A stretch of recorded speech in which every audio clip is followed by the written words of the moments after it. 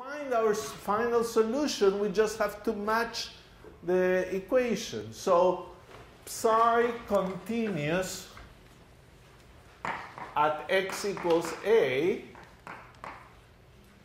And what do we have? Well, from 2, you have cosine of Ka.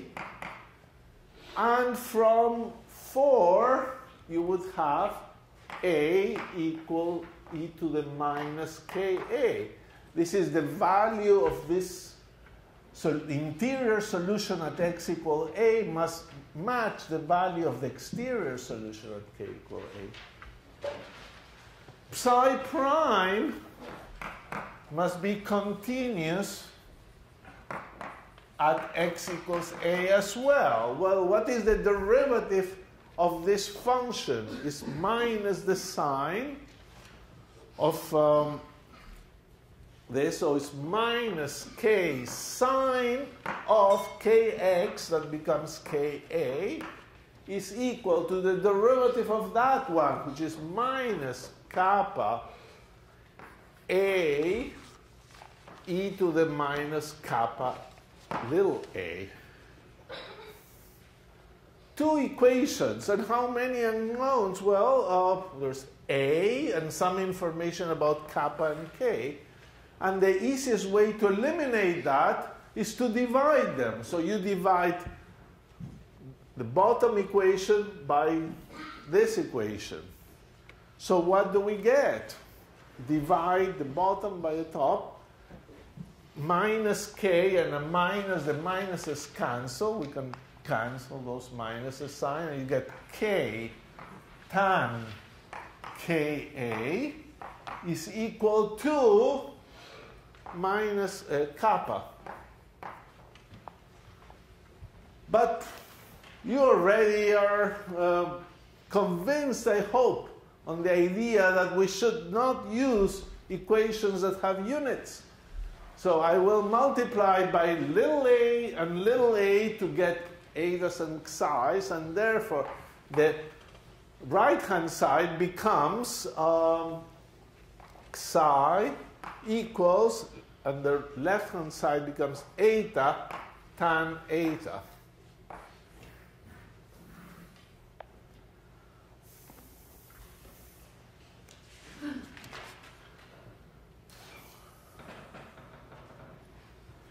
Okay, I want to make a little comment about these quantities already. So all the problem has turned out into the following.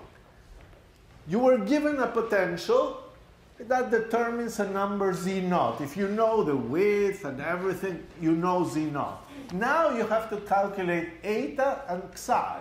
If you know either eta or psi, you know kappa or k. And if you know either k or kappa, since you know v naught, you will know the energy. So it's kind of neat to express this more clearly, and I think it's maybe easier if one uses psi and look at psi squared is kappa squared times a squared. And what is kappa squared is over there, 2m absolute value of E a squared over h bar squared. Now, you want to find E, you're going to get it in some units. Even E is nice to have it without units. So I will multiply and divide by V naught. 2m V naught a squared over h squared, absolute value of E over V naught. After all, you probably prefer to know E over V naught, which tells you how proportional the energy is to the depth of the potential. And this is your famous constant Z naught. So E over V naught is actually equal to psi over Z naught squared.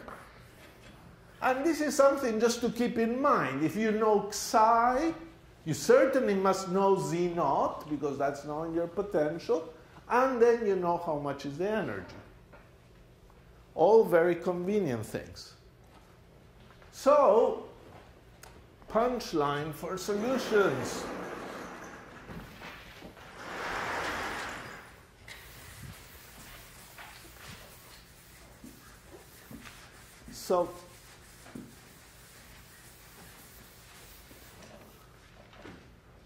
So what do we have? We have two equations. This equation maybe should be given a number.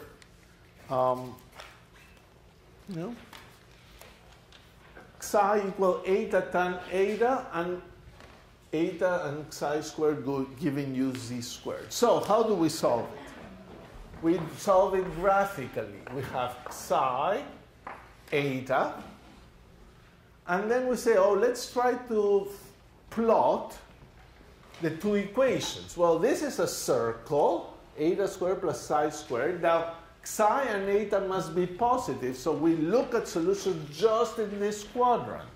Let's put here pi over 2, pi, 3 pi over 2, 2 pi, and here is eta, and there is psi. Well, this is a circle, as we said, but let's look at this. Psi equal eta tan eta. That vanishes as eta goes to 0 and will diverge at eta equal pi over 2. So this part, at least, looks like this.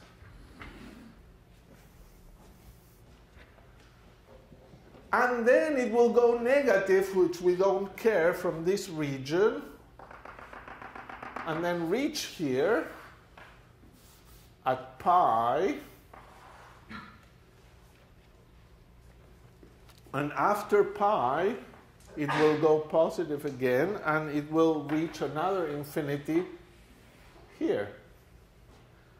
And then at 3 pi, at 2 pi, it will go again and reach another infinity like that. So these are these curves. And the other curve, the circle, is just a circle here. So for example, I could have a circle like this. So the radius of this circle is radius z naught. And there you go. You've solved the problem. At least intuitively you know the answer. And there's a lot of things that come out of this calculation. If the radius z naught is 3 pi over 2, for example, and the radius z naught represents some potential of some depth and width, there will be just two solutions. These are these solutions. These points represent values of psi and values of eta from which you can read the energy. In fact, you can look at this state and say that's the state of largest psi, and therefore it's the state of largest absolute value of the energy. It's the most deeply bound state. Then this is the next deeply bound state. There's two bound states in this case.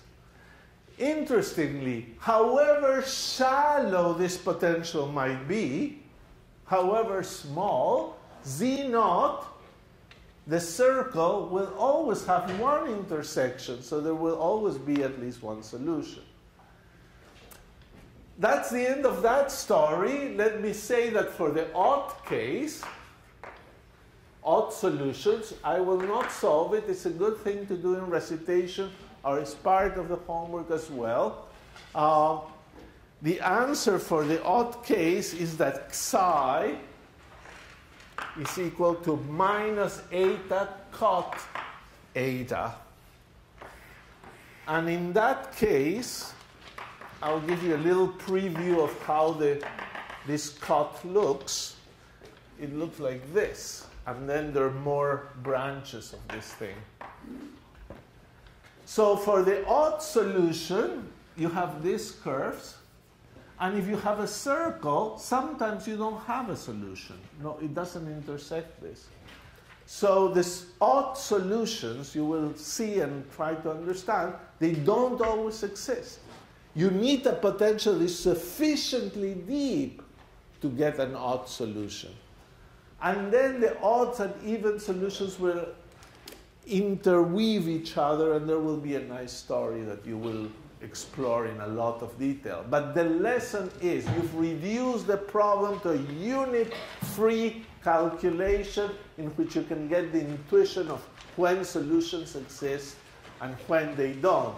But solving for the particular numbers are transcendental equations, and you need a computer to solve.